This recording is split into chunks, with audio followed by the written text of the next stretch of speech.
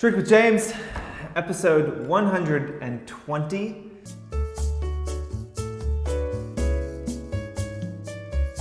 Exciting news. I do not have to try and convince you to go to the conference. That conference has come and gone. It went great, by the way. It's in a couple days, but my assumption is it went great. Everybody loved it. If you didn't go, you missed out. And the richness that might have come into your life is forever gone, and that void will remain like a festering cyst on your soul for the rest of your life.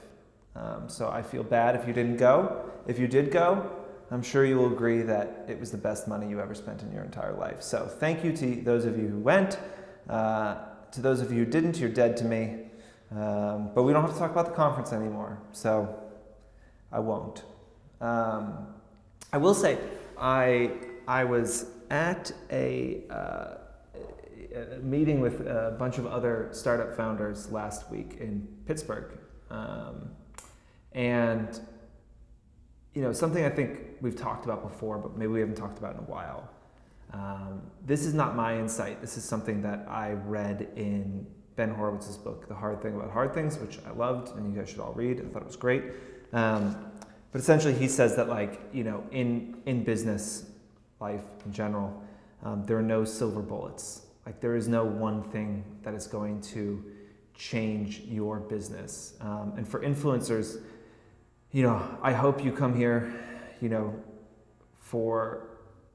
I hope the things we talk about on this show help you. I hope you also understand that there is no one thing that you will ever do that will change your business forever.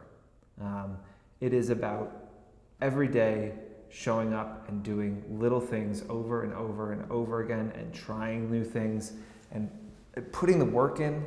I think that I look back over nearly 6 years of having this job, and it is just 90% of it is thankless work. It's just grinding it out.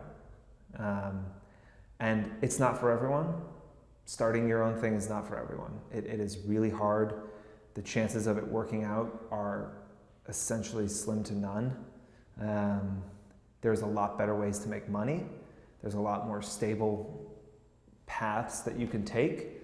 And those paths are not wrong. It's not a bad thing to work in a big corporate instead of a startup. It's not a bad thing to decide that you don't want to be an influencer or run your own business.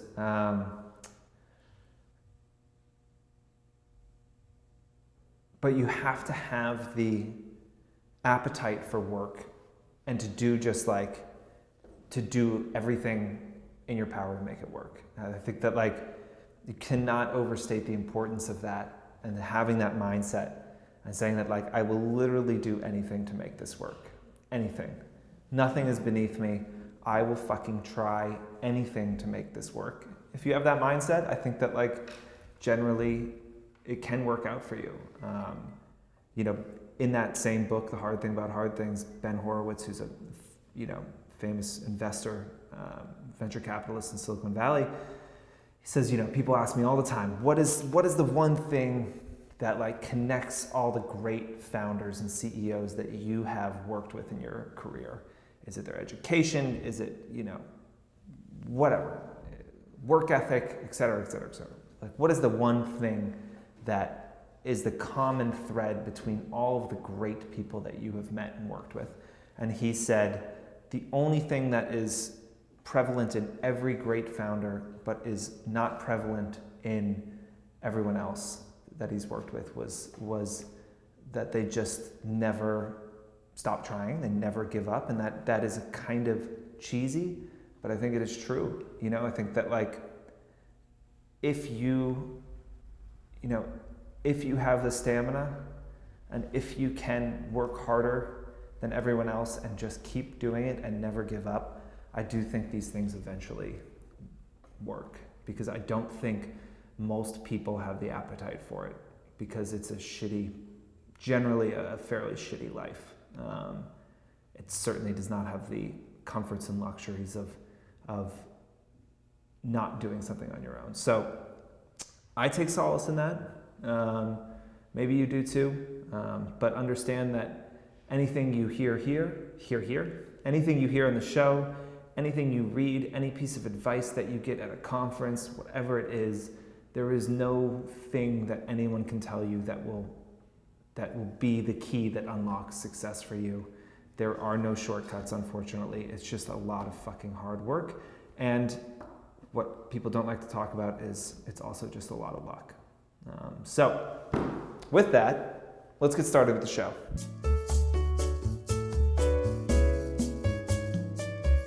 You mentioned having a brand-facing email. How do I start this? Great question. First of all, I asked a bunch of you to send me your emails if you started a brand-facing email. A lot of you have done it. I hope I've responded. They look great. If I haven't responded, yours looked awesome. Thank you for sending it. What's funny is Grace Atwood did one. She sent it to me. Looked great. She sent it to everyone at Four, at least the people that she knew and worked with. And Grace, who works at Four, who sits next to me, grabbed me and was like, "Oh, did you see this email that Grace Atwood sent?" I was like, yeah. She's like, "This is great. More people should do this." I was like, "Yeah, I mean, I literally just talked about it. I said she should do it. She did it. She fucking killed it. It looked great." But it was interesting because Grace was like, who works for me, was like, "This is amazing. More influencers should do this. This is really helpful." So thank you to those people who've done it and sent it to me. They look awesome. So how do you find the email addresses to the brands? We use data.com, which is shutting down in May of this year, I think. So data.com, right now you can use it. It's like $1 a contact. So you can say, "I want the VP of PR for Michael Kors," and it will give you a name and email address if you pay $1. So that's a good solution. Ask your influencer friends, see if they'll share their contact with you. Look at press releases. DM them, find them on LinkedIn and DM them.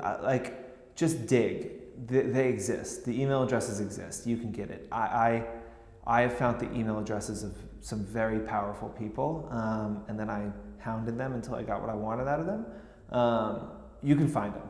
They're somewhere on the internet. So you need to first figure out who the person is, and then figure out, what the email is. Another thing you can do is if you, let's say you find on Instagram who works at, let's say it's Michael Kors, and then you go to their website and you find let's say they have a press release, and at the bottom of the press release they have the head of PR's email address, and you see that it's first name dot last name at michaelkors.com. Well, then you've found the Instagram of the person you want to email. You have their first and last name, so you just do first name dot last name at michaelkors.com, and you have the email address. There are services as well, which I can try and find, which will, if you put a first last name and a company URL in, they will give you every iteration of the email address possible. So there's ways to test it as well that way. So there are ways to do it. You have to be a bit of a digger, but you can find those email addresses. It goes back to what I said about just putting your head down and doing the work. This is not fun work. It's not fun to dig for an email address for 45 minutes. But I've spent more of my life than I want to admit doing just that. You just have to do the work. If you want to work with a brand, but you say, "Well, I don't know their email address," well, then you don't really want to fucking work with them. If that's as far as you're willing to go, it's just saying, "I'd like to work with them," you don't want to work with them. If you really wanted to, you would find a way to get in touch with them. It's not that hard. This is not Fort Knox. This isn't some treasure locked away. This is a fucking email address. So find it, reach out to them, keep reaching out to them until they tell you to go away, they're not interested, or they answer you. How do you do it? MailChimp is very, very easy. It has templates, drag and drop tools. It is super simple. You can go to MailChimp, sign up. I think it's free if you're not sending a huge amount of emails. so it probably won't cost you anything. I think you could probably put an hour and a half, 2 hours into figuring out their system, building a template, and sending your first email out. So understand that like the shit that you do, the new stuff that you do may not look as good as you want. It may not be as professional as you want, but what is important is just doing it and getting it done. If you don't, I was talking to this guy who I asked to get coffee with, who I really respected from the internet years ago. And he told me, he was like, if you don't look back on the things that you produced or put out there a couple years after, and if you're not embarrassed by them, then you're not moving fast enough. If you don't look back at your newsletter in a year and say, oh my God, like I cannot believe I sent that out, then you're probably not moving fast enough and you're being too much perfectionist. Like perfection often stops you from making progress. I think there's a quote that's like, perfect is the enemy of good or something. Is there something like that? I don't know. There's something similar to that is just like, if you worry too much, you'll fucking never get anything done, and you just need to get it out the door and then work on the next week getting it better, and the next week having it better and better. First of all, also, I don't expect you to send a brand email out every week. Once a month is totally fine. Once a quarter, also fine. But just get it better every time. But get it out. Put a deadline on. Say by this Friday, I'm going to send that brand newsletter out. And if it doesn't look as good as, I would have liked, well, I'll make it better next time. I can assure you it is more important to do it than to do it perfectly. So MailChimp, honestly, I can't suggest any other platform. I think it's so easy. They make your life incredibly easy to design and send these emails out. So.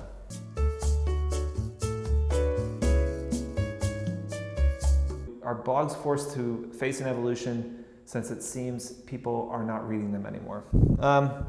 One, the data doesn't totally support that. More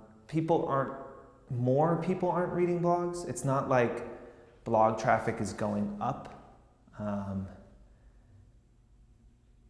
So that is true. There's also not more people starting blogs, really. So blog traffic is stagnated, but the people who check blogs and the people who publish blog posts, every day or a couple times a week, those people are still getting meaningful traffic, and that traffic is not falling. For influencers out there, it's an interesting way right now to differentiate yourself. Everyone's doing the Instagram game. Not a lot of people are doing blogs. That is an opportunity. It may seem anachronistic to go back and start a blog. You'd be like, what is this, like fucking 2006? But it is a way that you could separate yourself from other influencers. So that's one thing. The data is showing that blog traffic isn't falling, but it certainly is not growing. Do I think that blogs are doomed? Yes, I do. I think that the internet as we know it, a browser where you type in URLs, I think that is going to eventually be outdated. I would be surprised in 10 years if we're typing in websites. I'd be fucking shocked, actually, if we were still typing websites into a browser. I don't know what that all looks like, but I'm not sure that traditional URLs and browser-driven internet is the future. Blogs are, they're just not the way people read things anymore. I mean, even look at like NewYorkTimes.com. I go to the New York Times a couple times a day. Most people probably follow New York Times from a link in Facebook, a link in Twitter, something like that. They're not just navigating to the site. And so that's the problem with blogs. It used to be an interview question of mine when I was younger, maybe 8 years ago or so. I would ask people what blogs they read, because I would get in the morning to work and I had 4 or 5 blogs that I read every morning before I started. That was kind of how I kicked my day off. I would never do that anymore. I might follow some of them on Twitter, so I can kind of see what they're talking about. I might follow them on Instagram, and I might go to their blog every once in a while, but I used to check those every morning. So I just think that behavior is probably dying. That said, it will take some time for that to happen, and having a blog isn't a bad thing, and again, it could potentially be a way to separate yourself. So long form influencer content is slowly dying, probably. I don't know what the replacement is yet. Maybe we'll build something. Yeah, if you're an influencer, do you need a landing page? It's so easy to start one. It would seem silly not to. You could spend a weekend on Squarespace or Wix or any of these tools that advertise on every fucking podcast in the world. So you could spend a weekend and you could put up a site that pulls your Instagram feed in, that has your contact information, that has some collaborations you've done, that has a little bio about you. Shouldn't be that hard. It's silly not to have it. So if you don't have any web presence, I think it adds a level of professionalism that is almost standard. The other thing is that, like, if you're doing this as a job and your email address isn't your custom URL, if you're still using a Gmail, I think that that doesn't inspire a lot of confidence. So if I was, you got your Instagram, buy a URL. When you buy that URL, you can buy a package that allows you to create email addresses. Create those email addresses. You can pull them straight into your Gmail. But if you're asking people for money, you should have an email that's not your Gmail. You also obviously need to have a business LLC. Like, you need to create an actual business and pay taxes on it and all of these things. So this should all be a part of that. But if you don't have that in line, first things first, go get a URL and throw something up.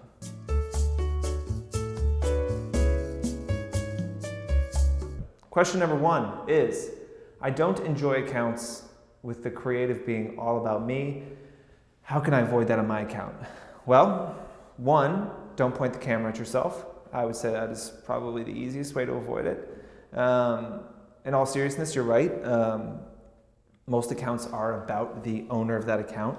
That is not just because people are self-involved, but that's the stuff that does really well. Photos of you are probably the thing that does best on a feed. People like to see the person behind the camera or whatever it might be, but there are a lot of very successful accounts out there that don't have a face to them, that aren't all about the person running that account. I think in those cases you have to have some skill or talent that is interesting in itself. So it is not easy to live a life that is so interesting that people want to follow you. It's not easy to have style, to be able to put together looks every day that, thousands, tens of thousands, hundreds of thousands, or millions of people are interested in what you're wearing and want to emulate you. None of those things are easy. But the thing is, if the account is about you, the nice thing is that nobody can be you as well as you can be you. So inherently, you should be the best in the world at that thing, which gives that account purpose. So if you're going to go out and say, I'm going to start a photography account, or I'm going to start an account about interior design, or I'm going to start a inspiration account where I just post photos that I really love, you can grow that account, you can build a following that way, but you have to be really fucking good, because you cannot lean on your inherent individuality as a person to separate you from other accounts. If you have that talent, if you have that unique vision, I think it can work really well, and I think it's a fast, easy way to kind of grow an account. But it is a rare talent and vision that you would have to be able to be successful there. That's all, people. That's my advice for today. We're gonna go put a conference on now.